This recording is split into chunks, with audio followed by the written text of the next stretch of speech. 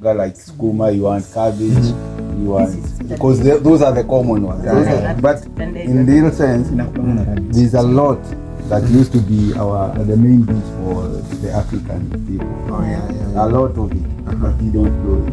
You don't know, because all these, like here, you can pick a lot. Just here within the bush, and you get a lot of skumas, and you see the addition for eating other foods, which are more nutritious compared to the skuma and cabbage. So that's what you own. Ndio? Kenda kwa mama boga, hata tunaitanga mama boga. But in real sense, there's a lot of nutrition in these. Like this one I googled sometimes back. This is the Dadelion. The Logale one for sungura. Ndio? And you know this but one?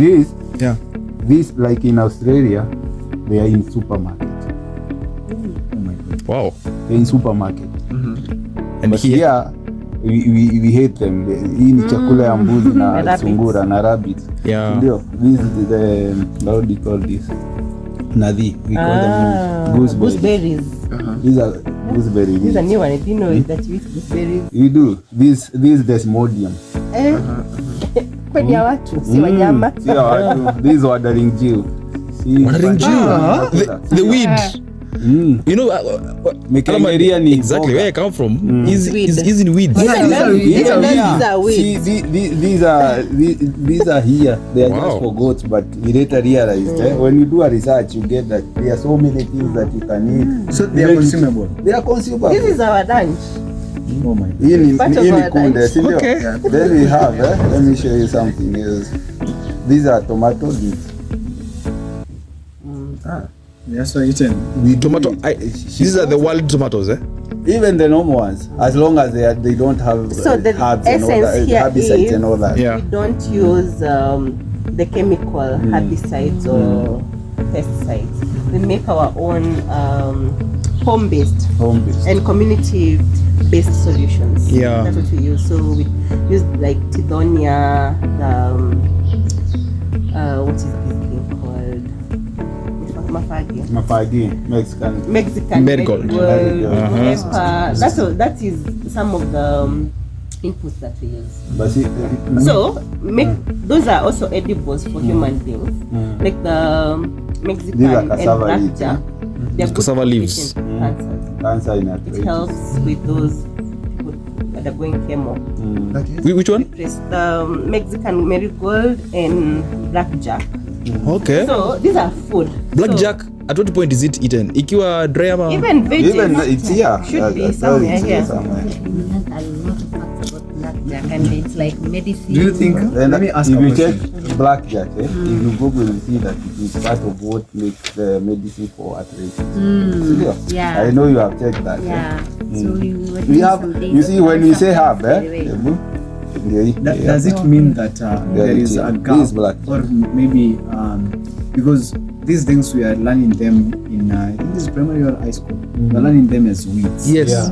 Do you think there is a gap in between? Because from what I'm hearing, I'm like, these are weed, how you eating? Yeah, there's a gap. There's knowledge gap. There's a lot of knowledge gap. And you see, and I shouldn't be misquoted, there is why we have these agrochemicals industries, because they want to kill your Africanism kind of thing, so that you depend on them.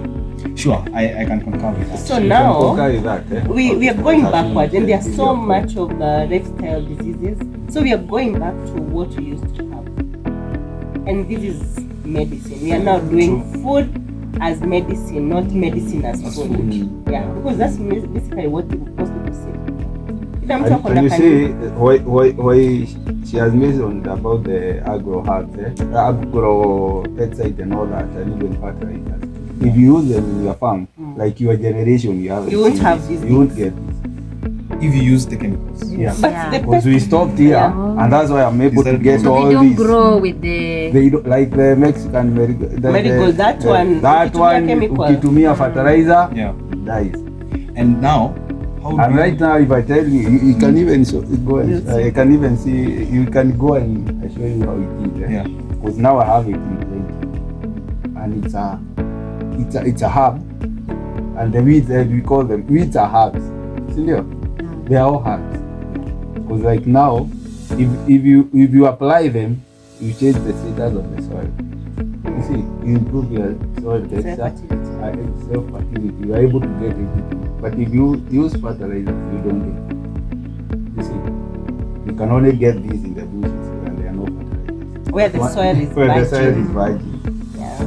But when you till and you don't use fertilizer, they all come back to the soil. And you see, if you do farming, they are the weeds, those that we call weeds that you are eating in agriculture. That's what comes first. When you grow, when you plant, That's true. Yeah, we that's do very weeding true. because they come first. Do you know what they come to do? Because it's natural, it's God given. They come to remove the acidity in the soil, to give the plants that you have planted a chance to grow. Okay. That's what happens. But if you use a lot of fertilizers, you kill them and kill also the synthetic fertilizer.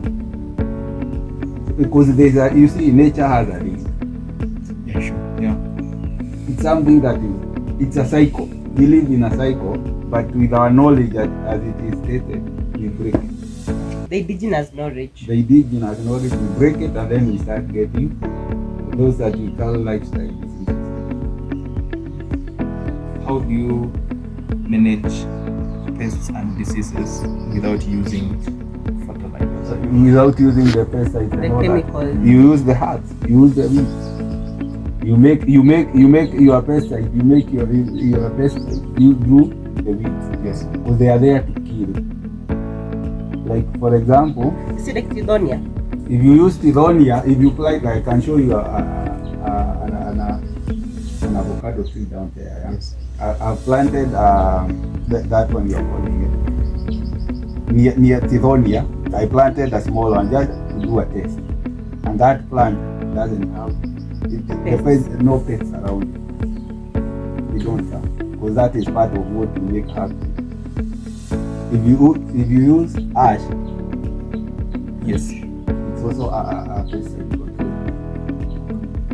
So they are all within you. It's a full ecosystem. So you can actually run pure organic farming without using a single chemical. I don't use any. Wow. And what I use organic fertilizer is made organically using Titonia, Mexican gold, and organic waste. ash and organic waste. Yeah. And the funny thing, if you check here, you can get the big caterpillars that used to be on the soil long days ago. The white ones. The Yeah. big white ones. Yeah, I have them here. And they used to burrow in agriculture. They used to burrow to make the soil soft, make the air to go. Aeration. Yes, I remember those days. But they are no longer there. So your soil is so hard that you are not able, even if it rains like the rains we had, The hard pan. the hard pan refuses the water to go in, and that's why you have a lot of soil erosion.